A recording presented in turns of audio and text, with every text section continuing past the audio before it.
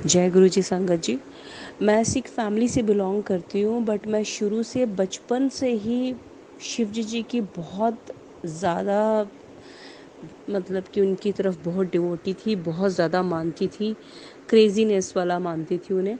और घर में क्या सारे ख़ानदान को पता था कि ये शिव भक्त है, तो मुझे मेरे पेरेंट्स ने कभी नहीं रोका, सपोर्ट किया था मुझे हमेशा इस बात पे। तो मेरी जर्नी शिवजी जी के साथ बचपन से स्टार्ट हो गई थी, और इतने चमत्कार बचपन में भी सेम हुए हैं जितने गुरुजी ने भी दिखाए हैं मुझे। शिवजी जी मेरे लिए उतने ही एकदम प्रत्यक्ष रूप से आ जाते थे सामने मेरे। मैंने एक स्टोरी सुनी थी कि अगर 1000 कमल विष्णु जी ने चढ़ाए थे शिवजी जी को, और शिवजी जी प्रकट हो गए थे, एंड में उन्होंने अपनी एक आँख अर्पित कर दी थी। तो ये स्टोरी सुन के बचपना था, मुझे लगता था कि शायद मैं भी 1000 फूल चढ़ा दूंगी तो मेरे आगे भी शिवजी जी प्रकट हो जाएंगे। ऐसी थिंकिंग लेकर या मन का दृढ़ विश्वास था, ये कहूँगी, लेकर मैंने ये 1000 फूल खरीद के लाई। सुबह से शाम धोए सुखाए, ऐसे में कितने फूल काले पड़ गए, टूट गए, और 1000 में से तो कितने ही कम हो गए। खैर एनीवेज, जब मैंने शाम को वो पूजा की अपनी, तो एक एक फूल मैंने अर्पित करके एंड हो गया। जब सारे फूल अर्पित हो गए और शिवजी जी तो प्रकट हुए ही नहीं, तो मैं इस बात पे बहुत बुरी तरह से रोने लग गई। अंदर से आवाज़ आई कि सामने देख ज़रा। तो सामने जैसे ही मैंने देखा, तो शिवजी जी का एक आउटलैंडिंग, एक ट्रांसपेरेंट आकार पूरा प्रकट हो गया मंदिर में मेरे। और वो मेरे लिए अनबिलीवेबल बात थी, और इतने प्रत्यक्ष रूप से शिवजी जी वहाँ विराजमान थे या मेरी लाइफ में थे। बहुत सारे सत्संग है इसके भी, कि वो मुझे हर एक अच्छी बुरी चीज़ों के लिए सामने सामने गाइडेंस देते थे। खैर, इतने अच्छे से विराजमान होने के बाद भी एक बहुत सारे लाइफ में ऐसे लोग एंटर हो गए फैमिली में से भी, कि मुझे मंदिर को बंद करना है। मीन्स काफ़ी बड़ा स्पेस था जो मंदिर के लिए स्टक हो रखा था उनके अकॉर्डिंग। तो मैंने पोस्टर्स लगा रखे थे, तो वो मैंने रोते हुए सारे पोस्टर्स फाड़े और अपने पास रख लिए। और फिर मैं कहाँ कब तक संभालती उन पोस्टर्स को, तो मैंने वो जमुना नदी में बहा दिए। इस बात पे शिवजी जी मुझसे बहुत ज़्यादा नाराज़ हो गए, और एक बार मेरे सपने में आए। कम से कम आई थिंक 30-50 माले की जो बिल्डिंग होती है, इतने बड़े शिवजी जी हैं, और इतना त्रिशूल उन्होंने मुझे मारा।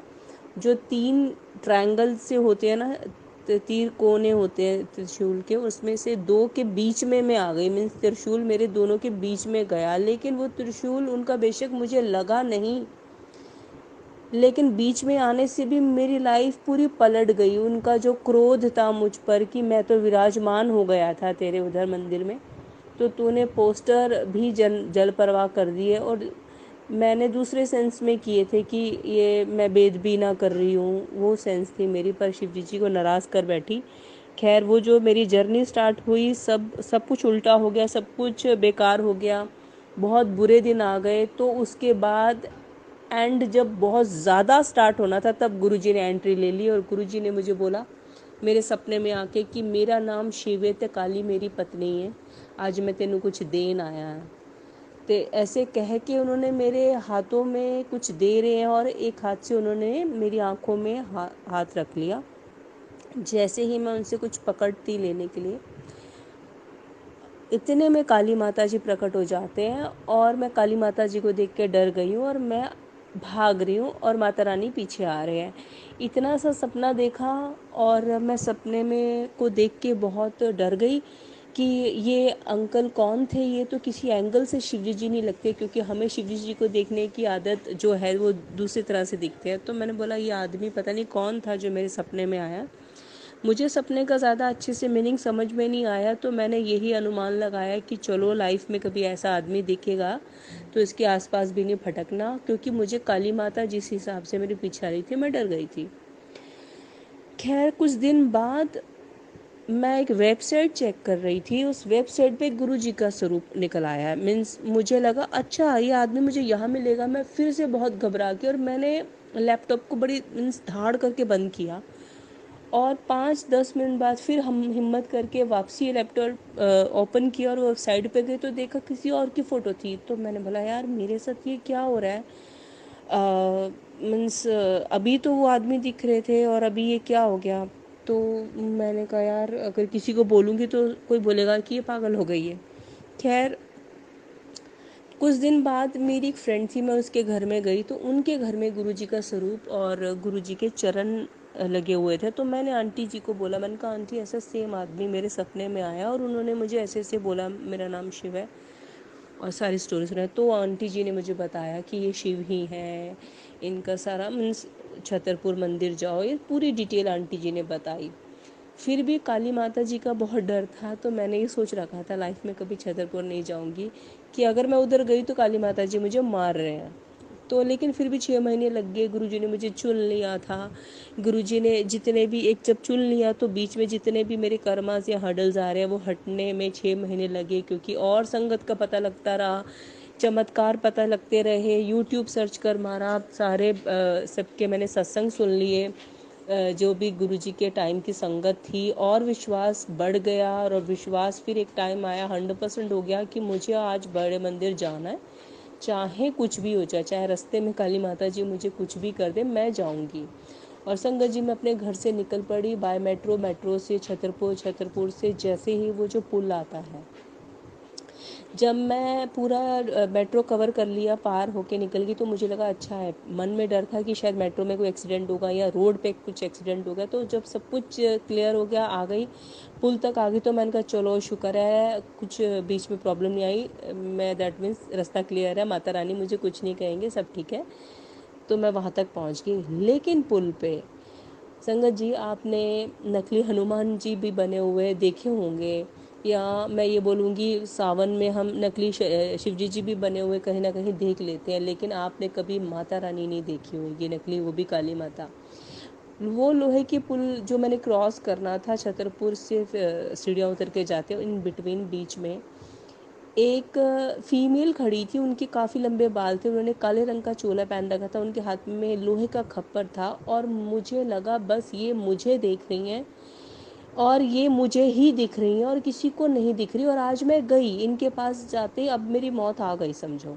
बट उस टाइम पे गुरुजी का मंत्र नहीं पता था, ओम नमः शिवाय ओम नमः शिवाय करते करते मैंने उन्हें क्रॉस किया और सब कुछ ठीक रहा, जहन में जान आई। तो मुझे लगा शायद सब कुछ मैंने पार कर लिया, सब कुछ ठीक है, अब ओके रिपोर्ट है। ये मेरे मन का डर था एक्चुअल में, मुझे अब आके क्लियरेंस मिली है गुरुजी से कि मेरे मन का ही डर था। माता रानी तो मुझे ब्लेस करने आ रही थी और मेरे साथ थी। अब मुझे आगे वो बस रूप देख के मैं डर गई थी स्टार्टिंग में। फिर जो गुरुजी ने अपने साथ जोड़ा, लाइफ का जो पहला सत्संग मेरे घर में हुआ, वो वो ऐसा सत्संग था कि आज तक ऐसा सत्संग हो ही नहीं पाया, क्योंकि उस सत्संग में इतनी फ्रेगनेंस थी मेरे घर में। जो जल प्रसाद गुरु जी के लिए रखा था उसमें 7 तरह के रंग आ गए थे और वो पीना ही मुहाल था, क्योंकि उसमें इतनी ज़्यादा फ्रेगनेंस थी। मेरे घर के नॉर्मल बर्तनों में से खुशबू आने लग गई थी। चाय प्रसाद रखा था उसमें भी सिप था, बिस्किट भी टूटा हुआ था। तो फुल ऑफ ब्लेसिंग्स था मेरा वो फर्स्ट सत्संग लाइफ का। और जब रात को गुरुजी की गद्दी के साथ ही मैं सो गई और गुरुजी की तरफ फेस करके साइड वाला पोस्चर में मैं सो रही थी, तो मेरा हाथ रात को ऊपर सीधा से खड़ा हुआ था और मैंने मेरी नींद खुली कि मैं अरे मेरा हाथ कैसे ऊपर सीधा खड़ा हो गया। तो मैंने पूरी पावर से नीचा करने चाहा पर मेरा हाथ नीचे नहीं मैं ला सकी। तो मैंने सुबह फिर संगत से डिस्कस किया, तो उन्होंने मुझे बोला कि गुरुजी ने तेरा हाथ फड़े आया है कि कोई भी प्रॉब्लम लाइफ में है अब गुरुजी ने तेरा हाथ पकड़ लिया, इसका मतलब यही है। तो बात सच्ची है, गुरुजी ने आज तक मेरा हाथ पकड़ा हुआ है और मुझे कई चीज़ों से निकालते हुए लेके आए हैं। मुझे लगता था कि मेरी लाइफ में बहुत ज़्यादा प्रॉब्लम्स आई है, लिमिट से भी ज़्यादा। तो मुझे लगता था कि शायद मैं बहुत पापी हूँ, शायद मैं रावण होंगी, शायद मैं औरंगज़ेब होंगी, शायद मैं और भी कई ऐसे, मुझे ऐसा नेगेटिव ही फील होता था कि मैं अच्छा खासा बहुत पापी इंसान हूँ। बट गुरुजी ने जब लॉकडाउन वाला जो सत्संग हुआ मेरे से, तब उस टाइम पे मुझे उन्होंने बोला कि मैं तेरा इम्तिहान लेता, मैं आज तेरे तो बहुत खुश है, ऐसे करके बोले, मैं तेरे तो आज बहुत खुश हाँ। तू मेरे सारे टेस्टां च पास हो गई है ते अज तेरे नाल मेरी तार जुड़ गई है। ते और उनकी थर्ड आई से एक चमक, एक रोशनी निकली और कुछ नेगेटिव एनर्जी थी वो भस्म हो गई। और जो तार से तार जुड़ गई है, ये सारी बातें मैंने सुनी थी और वो एक्चुअल में होती गई मेरी लाइफ में।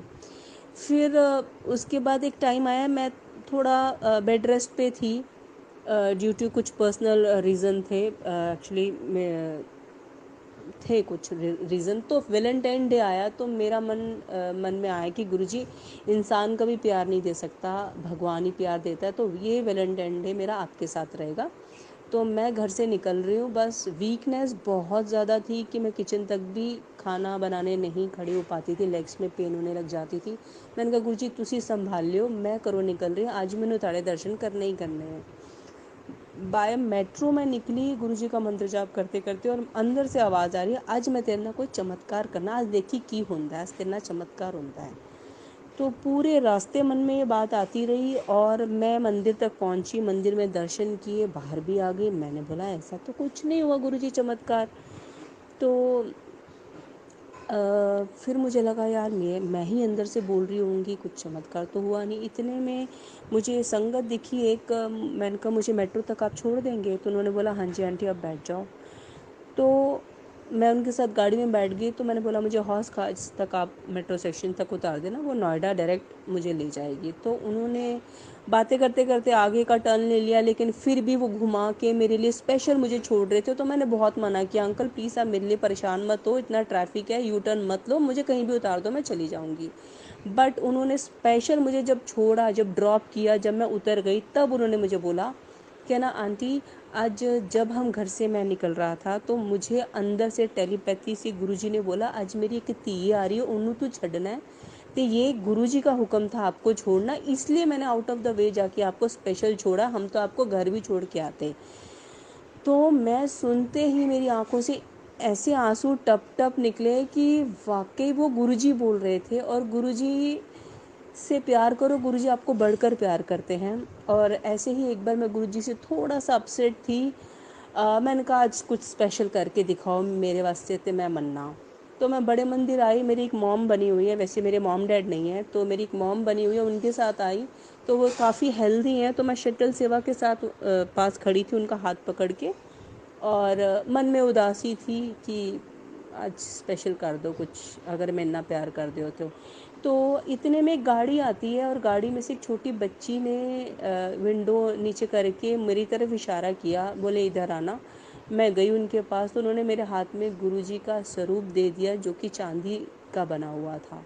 और वहाँ पे सब जो खड़े होते देख के सब हैरान हो गए। और मुझे वो ब्लेसिंग्स बहुत स्पेशल लगी, क्योंकि ये मेरे लिए बड़ा डिफरेंट एक्सपीरियंस था और वो बहुत बड़ी ब्लेसिंग्स थी, आज भी मेरे घर में है।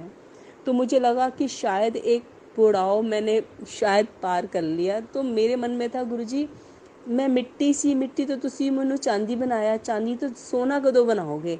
तो वो गुरु नानक देव जी जब मेरे घर में सोने के चोले में आए हैं, तो मुझे लगा कि शायद गुरुजी ने मुझे इस लायक बना दिया, मेरे कर्मों को इस लेवल में उठा दिया कि अब लेवल अप कर दिया उन्होंने मेरा। तो संगत जी अभी थोड़े दिन पहले मैं गुरु पूर्णिमा में दुबई, मेरा कोई चांस, कोई सोच में भी नहीं था कि मैं जाऊंगी। तो मेरे एक बहुत अच्छे मेरे ब्रदर बने हुए हैं, वो दुबई में प्रिंस, रॉयल प्रिंस जो हैं मखटून, उनके साथ काम करते हैं। तो उन्होंने बस गुरुजी के बर्थडे की कुछ वीडियोस मांगी, वो मेरे साथ गुरुजी के ग्रुप में थे मेरे वाले में। तो मैंने उनको दी और उन्होंने अपना व्हाट्सएप स्टेटस लगा लिया। वो पहले भी उन्होंने लेके लास्ट बर्थडे पे भी लगाया। और लेकिन जब जिस चीज़ का टाइम आता है, शायद इस बार लगाते ही उनको हर उनके कज़न्स का, उनके फ्रेंड्स का जय गुरु जी जय गुरु जी जय गुरु जी लिखा हुआ आ गया। तो बड़ा शॉक्ड हो गई कि भाई मेरी कज़न भी मानती है गुरु जी को, अच्छा फलाना फ्रेंड भी मानता है, उनका ये फ्रेंड भी मानता है, बल्कि 15 20 25 लोगों ने उनको जय गुरु जी लिख दिया।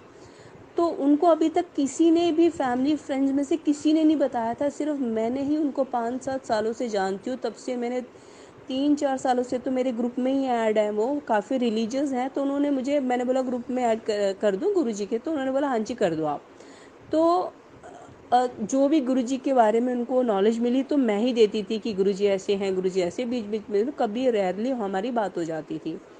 तो इस बात से एकदम से ना वो शॉक्ड हो गए। तो वो बोले कि जब उन्होंने अपनी कज़न से बात की कि अच्छा दुबई में, फिर उनको पता चला 30 तारीख का सत्संग है, तो उन्होंने बोला मीरा आप आ जाओ।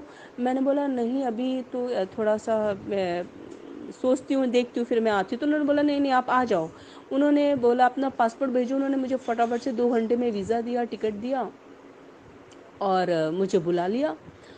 और संगत जी आप मानोगे नहीं, मुझे इतनी रिस्पेक्ट, इतना बड़ा आदमी मीन्स मेरी क्या कांटेक्ट हम जैसों के बनेंगे। गुरुजी आपको रिस्पेक्ट दिलाते हैं, गुरुजी आपको लाड, ये गुरुजी के लाड थे जो उनके थ्रू मुझे मिल रहे थे। वो मुझे इतने बड़े बिजनेसमैन, जिनके बॉलीवुड से लेके बड़े बड़े बिजनेसमैन उनके साथ रहते, वो मुझे एयरपोर्ट पे रिसीव करने आए और उन बेंटले गाड़ी से स्पेशल खुद उतर के मुझे रिसीव करने आए। फिर गाड़ी का दरवाज़ा खोल के उन्होंने मुझे बहुत रिस्पेक्टफुली बिठाया और मेरी ट्रॉली लेके चले। सिर्फ गुरुजी की वजह से, सिर्फ और सिर्फ गुरुजी की वजह से इतनी रिस्पेक्ट मुझे मिली। और फिर वो मुझे स्पेशल यहाँ का ये खाओ, ये यहाँ का ये खाइए, ये मशहूर है, ये मशहूर है, ऐसे करते हुए हम घर चले। घर में भी मुझे किसी भी चीज़ की प्रॉब्लम ना हो, हर चीज़ में ऐसे खुश थे, ऐसे खुश थे कि मैं जैसे कोई पता नहीं मैं कितनी स्पेशल कोई उनकी रिलेटिव हूँ। और कोइंसिडेंस देखिए, इतने में उनको कोई एक लेडी इंडिया टीवी में कोई चैनल में एस्ट्रोलॉजी का कुछ उनका प्रोग्राम आता, आधे घंटे का। वो उनकी लाइफ में हफ्ता पहले उनके पास आती है और वो बोलती हैं, प्रिडिक्शन करती हैं कि कोई एम नाम से तुम्हारी लाइफ में आने वाला है और उसकी वाइब्रेशन से आपकी लाइफ में बहुत बड़े चेंजेस आएंगे। तो एम से मीरा नाम मुझे गुरुजी ने ही दिया था सपने में आके। तो मीरा बाई नेम, मुझे मीरा से वो जानते थे। तो वैसे भी मेरा नाम जो सिक्खी धर्म में मुझे मेरे मम्मी पापा ने दिया वो मनप्रीत कौर है, वो भी एम से था। तो उन्होंने बोला मीरा ऐसे ऐसे करके, अरे हाँ तुम आ जाओ ऐसे ऐसे करके मुझे बोला भी है। तो ये भी मेरे लिए बड़ी शॉकिंग बात थी कि गुरुजी देखो कैसे मेरे लिए एक माहौल बना रहे हैं मुझे इज्जत और प्यार दिलाने के लिए। उन्होंने मुझे बुलाना था बस। और उसके बाद ये भी बड़ा सरप्राइजिंग हुआ, जैसे मैं वहाँ गई तो अच्छा वो एक और सत्संग आ गया। मीन्स 2 दिन बाद ही एक सत्संग था गुरु पूर्णिमा का। तो गुरु पूर्णिमा का सत्संग मैंने अटेंड किया और वहाँ पे मैंने गुरु नानक देव जी वाला ही सत्संग अपना सुनाया और मीरा नाम उन्होंने मुझे दिया वो सुनाया। और उसके 4 दिन में मैं फिर वापसी आ गई और उन्होंने मुझे इतना रिगार्ड किया कि मीरा जब से मैंने तुम्हारी टिकट बुक कराई है मेरी लाइफ में चेंजेस आ गए हैं, मेरे नेचर में चेंजेस आ गए हैं, मैं इतना डाउन टू अर्थ हो गया हूँ, पता नहीं क्या हो गया है। तो ये सारा कुछ सिर्फ और सिर्फ गुरुजी की ब्लेसिंग्स थी। इतना प्यार मुझे लाइफ में कभी भी कोई भी नहीं दे सकता, ना दे सकेगा जो गुरुजी ने आज तक मुझे प्यार दिया है। इतने प्यारे प्यारे और भी सत्संग हैं, इन शॉर्ट ले रही हूँ। शुक्राना गुरुजी।